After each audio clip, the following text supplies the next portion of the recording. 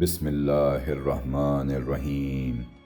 السلام علیکم ورحمۃ اللہ وبرکاتہ۔ ایک گاؤں میں ایک مؤذن تھا، اس کی دلخراش آواز سے سب نالاں تھے، مگر مؤذن کو خوش فہمی تھی کہ اس کی آواز بے حد سریلی اور میٹھی ہے۔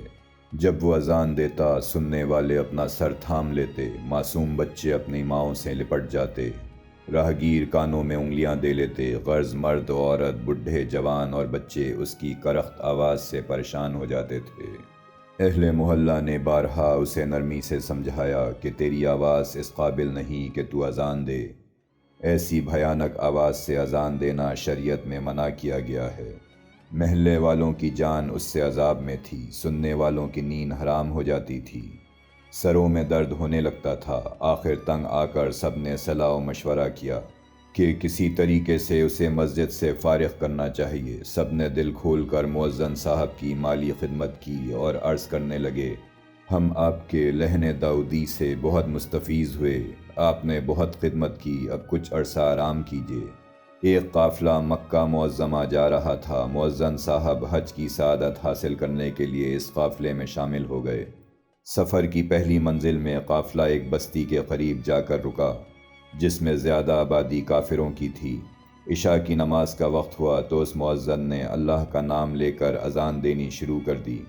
آواز ایسی کرخت نکالی کہ قبروں سے مردے بھی اٹھ کھڑے ہوئے۔ قافلے والے ڈرنے لگے کہ کہیں کوئی فتنہ نہ برپا ہو جائے۔ تھوڑی دیر بعد ایک کافر ہاتھ میں شمع لیے مٹھائی اور قیمتی جوڑا کپڑوں کا لے کر آیا اور قافلے کے اندر آتے ہی پوچھنے لگا، وہ مؤذن کہاں ہیں جن کی آواز سے ہمیں حیات نو ملی؟ قافلے والوں کو اس کی یہ بات سن کر حیرت ہوئی۔ کافر مسکرا کر کہنے لگا، میں شکریہ ادا کرنے حاضر ہوا ہوں۔ کافر کہنے لگا، میری اکلوتی لڑکی ہے، نہایت ہی حسین و جمیل اور نازک دماغ ہے، مدت سے اس کی آرزو تھی کہ مسلمان ہو جائے۔ ہم اسے برابر سمجھاتے رہے کہ یہ خیال چھوڑ دے، اپنے باپ دادا کا مذہب نہ چھوڑ، مگر اس سے کوئی نصیحت کارگر نہ ہوئی۔ اسلام کی محبت اس کے دل میں اجاگر ہو چکی۔ اس سبب سے میں ہمیشہ پریشان اور خوفزدہ رہتا تھا، مگر آج اس مؤذن کی آواز نے وہ کام کر دکھایا جو ہزار نصیحتیں بھی نہ دکھا سکیں۔ لڑکی نے مؤذن صاحب کی آواز سن کر پوچھا، یہ مکروہ آواز کیسی ہے جو کانوں میں آ رہی ہے اور دماغ پر ہتھوڑے کی طرح بج رہی ہے؟ اس کی ماں نے جواب دیا، یہ اذان کی آواز ہے، مسلمانوں میں نماز کی اطلاع دینے کا یہی طریقہ مقرر ہے۔ اس کے بعد میری لڑکی نے مجھ سے یہی سوال کیا، میں نے بھی یہی جواب دیا کہ واقعی یہ مسلمانوں کی اذان کی آواز ہے۔ اسے یقین آتے ہی خوف سے اس کا رنگ زرد پڑ گیا اور ہمارا دل سرد ہو گیا۔ اس نے اس وقت طے کر لیا کہ وہ اسلام قبول نہیں کرے گی۔ ہم تشویش و عذاب سے چھوٹ گئے، ہمیں واقعی اس کی آواز سے راحت پہنچی۔ اب میں اس مؤذن کا احسان مند ہوں اور شکریہ کے طور پر یہ نذرانہ اس کے لیے لایا ہوں۔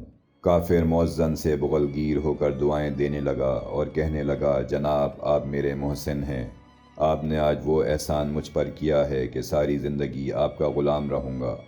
اگر میرے قبضے میں کسی ملک کی بادشاہت ہوتی تو آپ کو اشرفیوں میں تول دیتا۔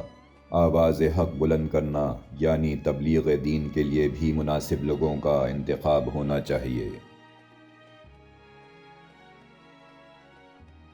ایک مکتب کا استاد بڑا محنتی تھا۔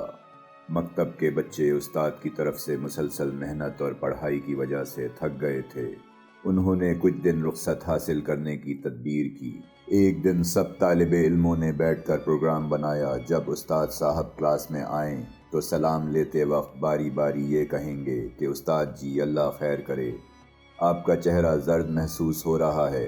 سب بچوں نے اس پر اتفاق کیا اور قسمیں کھائیں کہ راز فاش نہیں کریں گے۔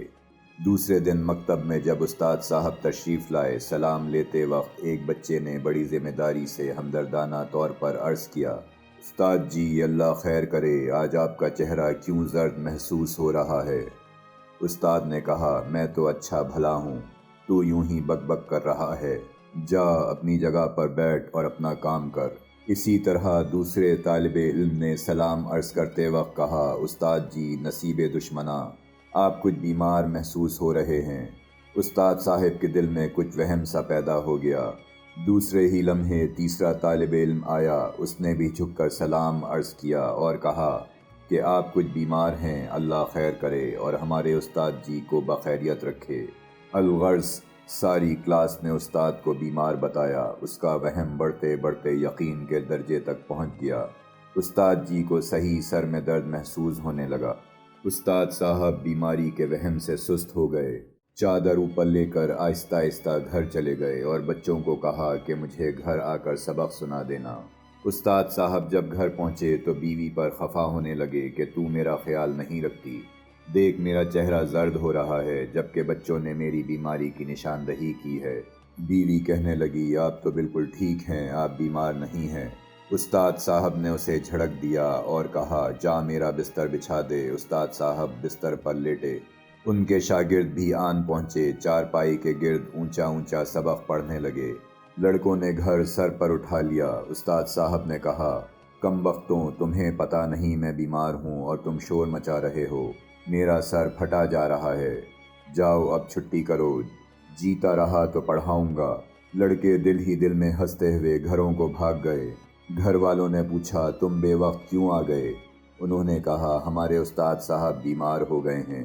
دوسرے دن بچوں کے والدین استاد صاحب کی بیمار پرسی کرنے کے لیے ان کے گھر آئے تو کہنے لگے صبح تو آپ چنگے بھلے تھے۔ استاد صاحب بولے میری بیوی نے مجھے نہ بتایا کہ میں بیمار ہوں، خدا لڑکوں کا بھلا کرے مجھے وقت پر بتا دیا، بس اب آپ دعا کریں اللہ تعالیٰ مجھے شفا عطا فرمائے۔ والدین لاحول پڑھتے پڑھتے اپنے اپنے گھروں کو چلے گئے اور کہنے لگے ایسی بیماری کا علاج کسی کے پاس نہیں، سچ ہے کہ وہم کا کوئی علاج نہیں، تو ہم پرست سے جو عقیدہ چاہیں منوا لیں۔ امید کرتے ہیں کہ آپ کو ہماری یہ ویڈیو پسند آئی۔ اپنے قیمتی کمنٹ سے ہمیں آگاہ کریں۔ اگر آپ نے ہمارا چینل سبسکرائب نہیں کیا تو مہربانی فرما کر ابھی سبسکرائب کریں اور بیل آئیکن پر ضرور کلک کریں۔ اپنا خیال رکھیں۔ اللہ حافظ۔